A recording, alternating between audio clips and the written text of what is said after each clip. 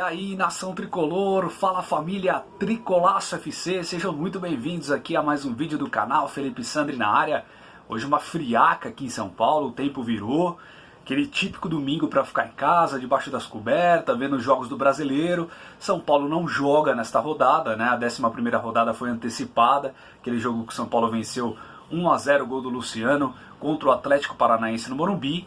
E o São Paulo vai se preparando aí para uma semana, para 3 jogos em sequência aí de uma verdadeira pedreira, né? E muito para indicar o que vai acontecer com esse time do São Paulo, com esse trabalho do Fernando Diniz nesses próximos 3 jogos. Ou a coisa vai, engata e a gente tem uma sequência aí para dar esperança para o torcedor são paulino de dias melhores, ou a vaca vai pro brejo, a coisa realmente vai para o fundo do poço e aí provavelmente teremos talvez mudanças aí no comando técnico do São Paulo e talvez até de time, né? Gente, o São Paulo vem se preparando para uma grande, como eu disse para vocês, uma sequência de pedreira. Vai encarar a LDU terça-feira às 9h30 da noite, lá em Quito, na altitude de Quito, no Equador. E muitas coisas estão nesse balaio aí, né? Vamos tentar destrinchar tudo isso no vídeo de hoje. Vamos tentar entender como que o São Paulo vai encarar a LDU e tudo que está por trás aí desse jogo que envolve aí a possível classificação ou desclassificação do São Paulo já diante dessa partida contra a LDU. A situação do grupo é a seguinte: a LDU é primeira com 6 pontos. Aí vem na sequência River Plate com 4, só que tem um saldo gigantesco porque meteu 8-0 no Binacional. E aí vem São Paulo com 4 pontos, atrás por conta dos critérios de desempate aí contra o River. E aí Binacional com 3 pontos, a fatídica derrota pelo São Paulo, na vitória do Binacional, que deu esses 3 pontos ali na estreia do grupo, quando o São Paulo perdeu de virada do Binacional lá em Juliaca, na altitude de Juliaca, na primeira rodada da competição.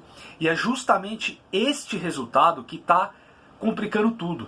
Olha como, para vocês verem como que um resultado só, mesmo na primeira rodada da fase de grupos, pode comprometer toda a classificação do time.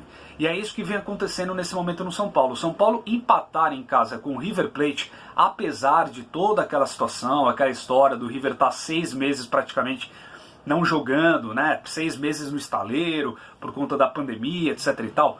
Mas o River Plate é um clube que está, pelo menos, no mínimo, há 3 anos, jogando com praticamente o mesmo elenco. Em 2018 foi o campeão da Libertadores, em 2019 foi o vice-campeão da Libertadores, jogando melhor que o Flamengo em boa parte da final.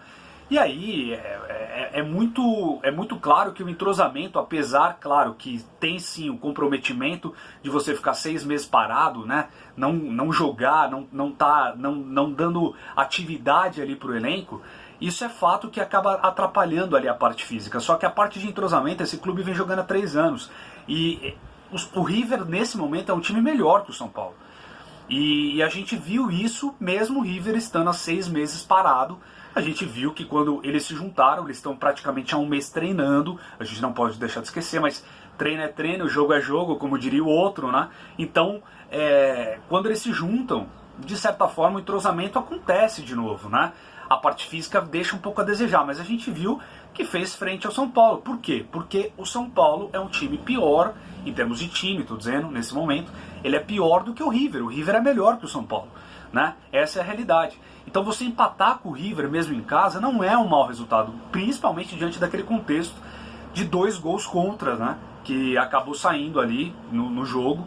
Então isso não é para se desesperar. A questão principal é aquela derrota de virada em Juliaca na primeira rodada contra o Binacional.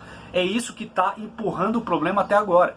Então, por conta desse resultado, o São Paulo vai ter sim que vencer ou o LDU ou o próprio River Plate lá no Monumental de Núñez no próximo jogo da Libertadores depois desse contra a LDU.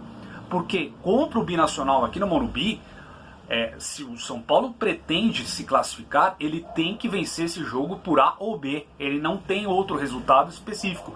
E mais, eu vou além, ele tem que fazer saldo. Porque o River meteu 8. É claro que o São Paulo não vai meter 8 no Binacional, acredito eu. Mas pelo menos 4 vai ter que meter aqui no Morumbi contra o Binacional. entende? Então, contando já com essa vitória contra o Binacional no Morumbi, o São Paulo vai ter, assim, automaticamente que vencer ou LDU ou vencer também o River Plate. É essa a questão. Então, para que não acumule todo um peso nos 2 últimos jogos da fase de grupo, São Paulo vai ter que enfrentar esse jogo contra a LDU como uma grande final. E é isso que está se desenhando nesse momento. Então, e outra, gente, não vamos tentar comparar aquele resultado de 3-0 prestes à parada para a pandemia que o São Paulo meteu na LDU aqui em casa, porque aquele time da LDU também reformulou um pouco, tá um pouco diferente.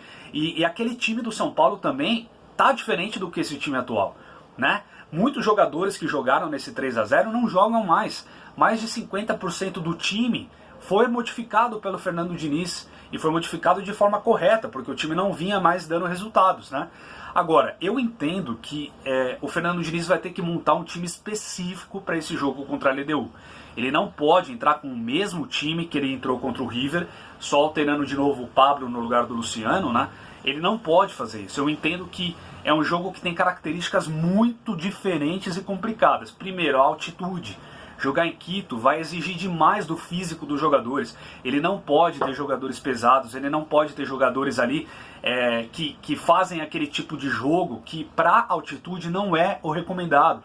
Esse toque de bola, essa saída de toquinho ali, que o São Paulo insiste nisso e é irritante, né? E não é um tic-tac, como dizem, né? Como o Guardiola queria colocar, colocou na verdade em todos os seus times, né, que ele treina, que é um toque de bola que sai jogando e o toque de bola acontece lá na frente. Não, o do São Paulo, o toque de bola fica ali dentro da grande área. Isso é angustiante para o torcedor do São Paulo, não tem como permanecer isso.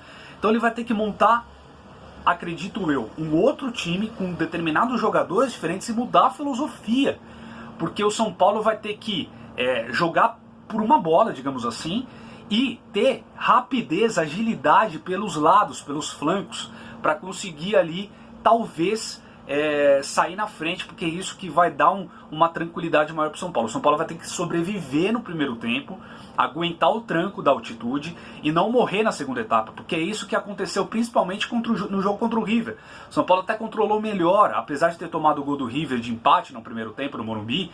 São Paulo até que jogou bem no primeiro tempo, conseguiu ali tomar algumas ações, deu um calorzinho no começo do jogo depois do gol do Reinaldo e tal. A partir do segundo tempo, o São Paulo morreu. E é isso que não pode acontecer, principalmente diante de uma atitude. Então eu acho que o São Paulo precisa mudar. O Fernando Diniz precisa mudar esse time. Ele precisa ali compor melhor o sistema defensivo. Eu entendo que o torcedor são paulino está emputecido com a Arboleda. Eu também estou. Mas eu entendo que se ele ainda faz parte do elenco do São Paulo, e principalmente de um jogo diante de Quito, lá no Equador, da LDU, ele conhece o país, ele conhece os jogadores da LDU, ele conhece a língua, ele sabe falar bem ali aquela situação. Eu acho que o Arboleda é um jogador que precisa estar em campo nesse momento. Eu talvez colocaria o Léo no lugar do Reinaldo. O Reinaldo merece banco, ele é um cara que ele está atrapalhando mais do que ajudando e faz muito tempo. Eu colocaria, por exemplo, Juan Fran na lateral direita, deixaria Diego Costa, colocaria Arboleda e colocaria Léo na esquerda. Essa seria a minha linha de defesa. E na frente eu tiraria o Detefon, o barata tonta do Tietê, eu tiraria ele porque ele é inócuo e nesse tipo de lance de jogo eu acho que ele não vai contribuir, ele vai mais atrapalhar do que contribuir. Colocaria Luan para ter uma certa proteção ali na zaga. E aí na frente eu colocaria um time mais de corrida, colocaria Paulinho Boia, colocaria Brenner, colocaria esses moleques que talvez possam aguentar melhor o tranco da altitude e dar mais correria a partir do meio campo do São Paulo. Eu acho que esse poderia ser um time interessante para o Fernando Diniz poder fazer frente à LDU. A LDU não é aquela LDU de antes, só que, gente, a gente tem aí um exemplo claro de jogo na altitude de Quito, que foi Independente Del Valle e Flamengo. É óbvio que Independente Del Valle é muito mais time, melhor treinado do que a LDU nesse momento. Só que bastou 1, 2, 3 gols para você perder o psicológico, para você perder o físico, e aí o time tomou uma goleada sonora e vexatória, que foi a goleada que o Flamengo tomou de 5-0. Acho que esse jogo serve muito de lição para o São Paulo, de como não fazer, não repetir esses erros. E a partir daí a gente precisa pelo menos voltar vivo de lá, para poder disputar contra o River Plate também ali na Argentina, em Buenos Aires, no Monumental de Nunes. Acredito que o São Paulo empatando já é um ótimo resultado. O São Paulo não pode perder pontos contra a LDU e nem contra o River. Se a gente ganhar, perfeito, a gente passa a LDU em termos ali de critério de desempate, e aí um empate lá no Monumental de Nunes e contando com a vitória boa, né, uma boa vitória contra o Binacional em casa, o São Paulo tem tudo para se classificar. Agora, essa é a grande final e a gente não pode deixar esse jogo passar. A gente tem que fazer de tudo para que o São Paulo saia de lá vitorioso, óbvio, mas se a gente conseguir não perdendo, já é um ótimo resultado diante de todo esse contexto que eu destrinchei aqui para vocês. Galera, é isso, o jogo então às 9h30 vai passar provavelmente naquele canal novo da NET, da Sky, né, um canal novo lá que eles abriram. Ainda eu não sei se eu vou conseguir transmitir para vocês, porque talvez tenha, um pay-per-view que tenha que pagar a parte, mas enfim, eu vou passando as novidades e informações aqui para vocês.